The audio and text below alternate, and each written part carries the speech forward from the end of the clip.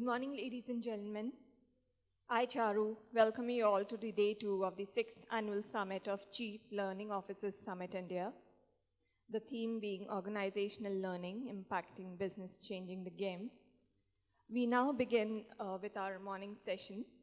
I would like to invite on stage Mr. H. Radhanath Swami, author and a global spiritual leader. Born Richard Slevin in his teens, he came to confront a deep sense of alienation from suburban Chicago life and the civil injustices of mid-century America. At the age of 19, while on a summer trip to Europe, his internal struggles culminated in a commitment to search for God wherever it might lead him. He traveled across India, meeting yogis, sadhus, Dalai Lama, Mother Teresa. India is the place where he found answers to his questions. He has been speaking in leading international conferences. His projects include Anamrita, which is midday meal project feeding over 1 million children every day across India, Bhakti Vedanta Hospital, Share Your Care, Govardhan Eco Village. Swamiji's projects have won several notable awards like Greha Rating 5 from Terry, National Award from Honorable Finance Minister P. Chidambaram for water conservation, Times Quality Brand Award for Healthcare, Lifebuoy Award, and the D.Y. Patil Award for Midday Meal. Mr. H. Radhanath Swami is also the author of a very successful book, The Journey Home, Autobiography of American Swami. Please welcome Mr. H. Radhanath Swami.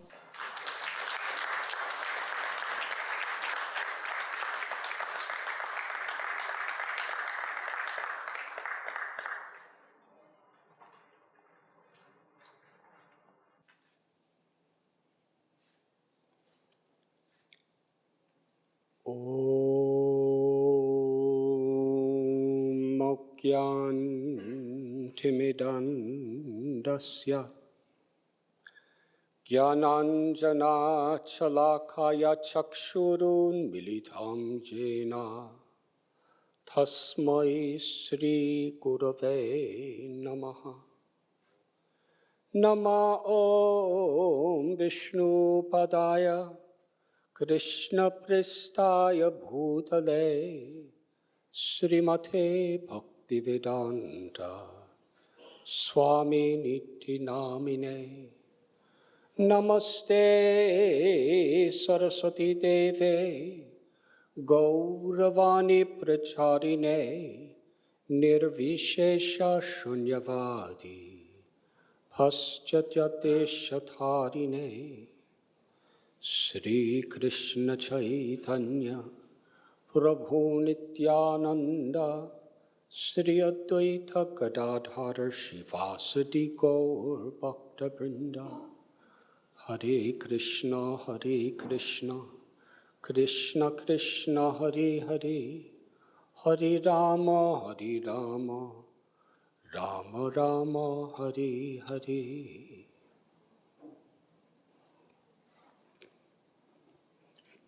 It is my great honor, fortune, and pleasure to be with all of you today at this very relevant and needed conference, CLO.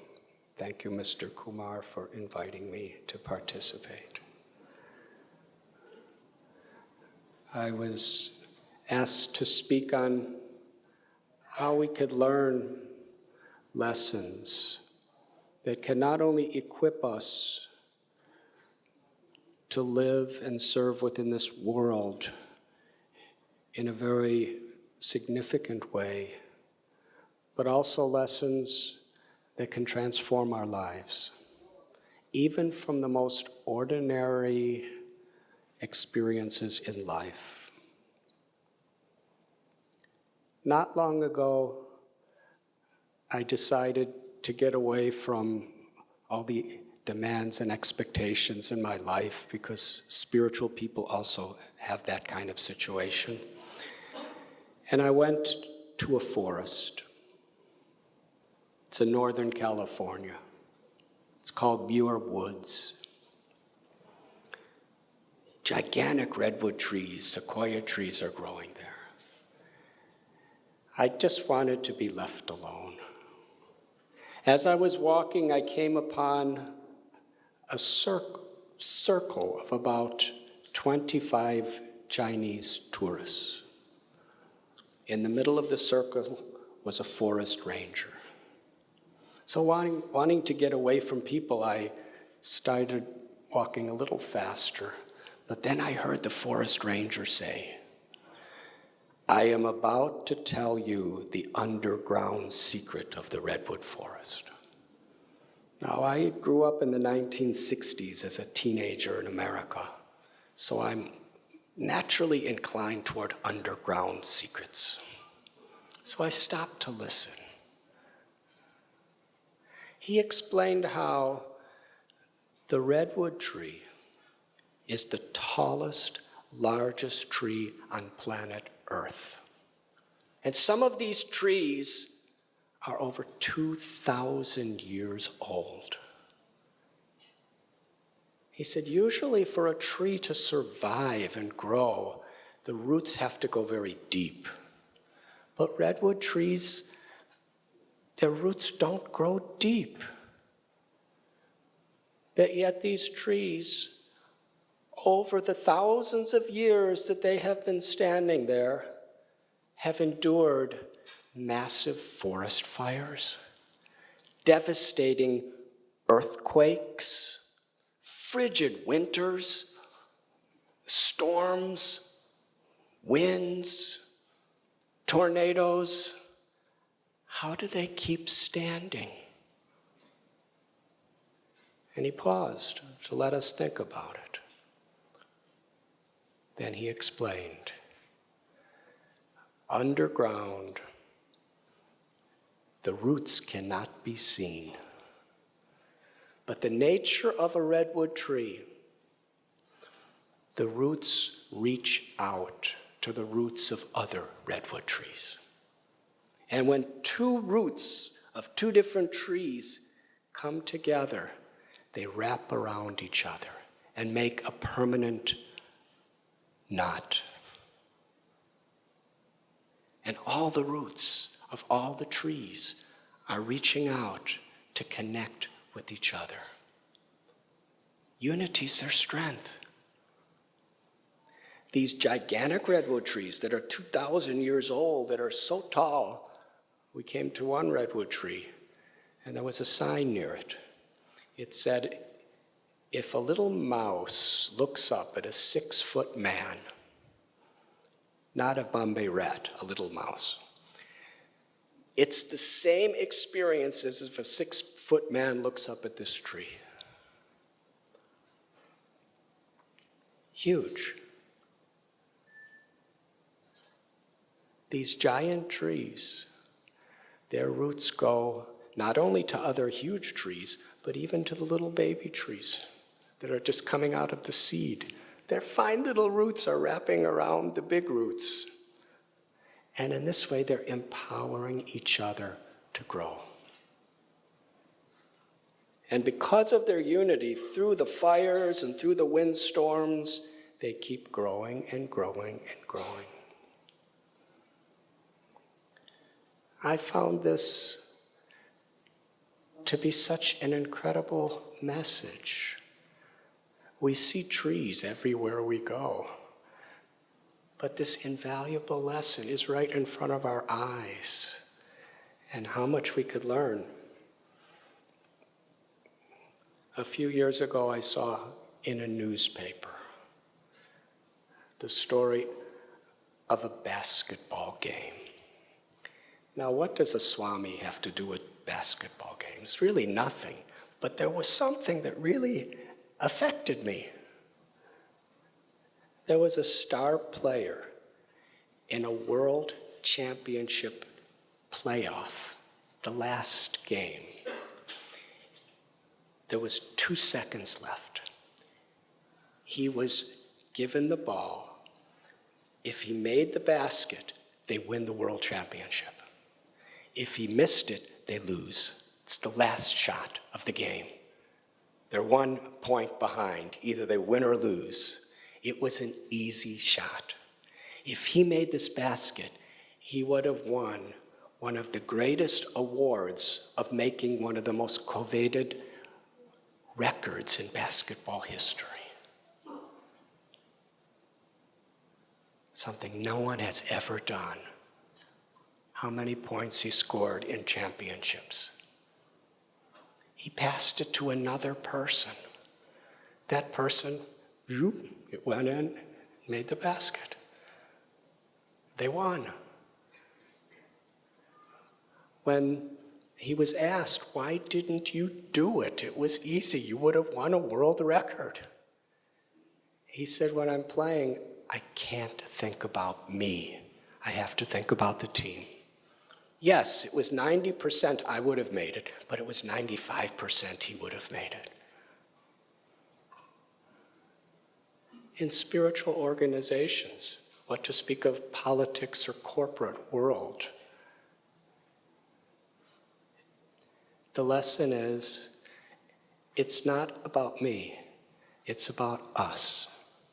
That consciousness where we help each other to grow.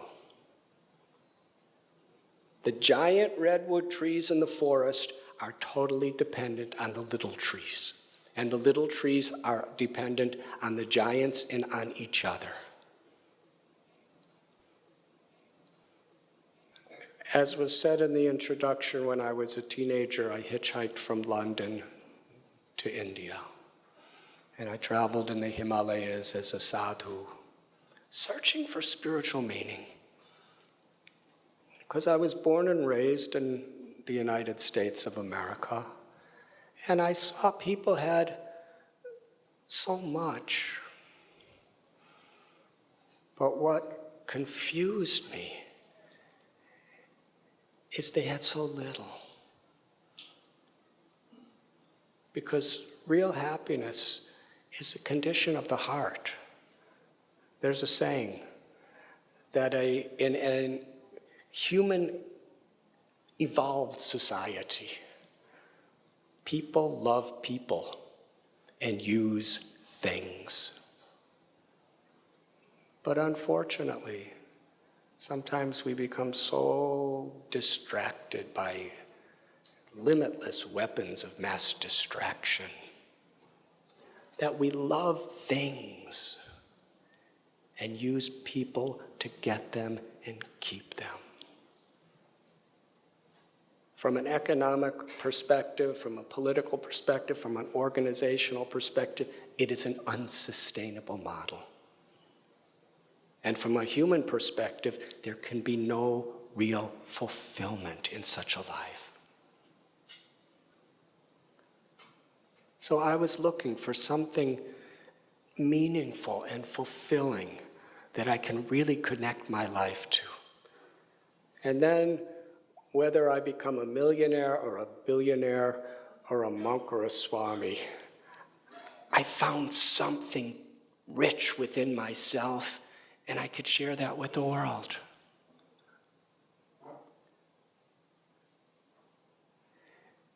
I traveled in Himalayas. I live with many masters and yogis, and I'd like to teach a little lesson that really transformed me and helped me to follow the path that I'm on now. It was in Vrindavan. I was sleeping under a tree on the bank of the Yamuna River. And then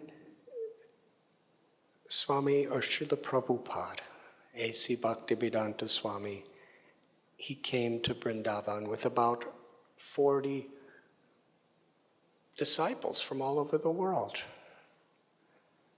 And somebody was introducing him, talking about his accomplishments, how he left Vrindavan with 40 rupees.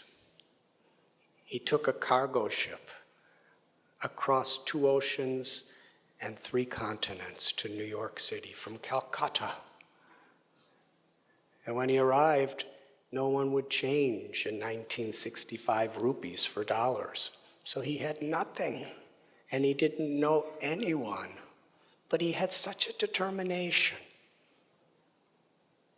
to share the wealth of what he had within himself. And from that small beginning, he started an international society with thousands of people in temples, and I was sitting in his room next to him. There was only 5 or 6 people, and one journalist asked him a question.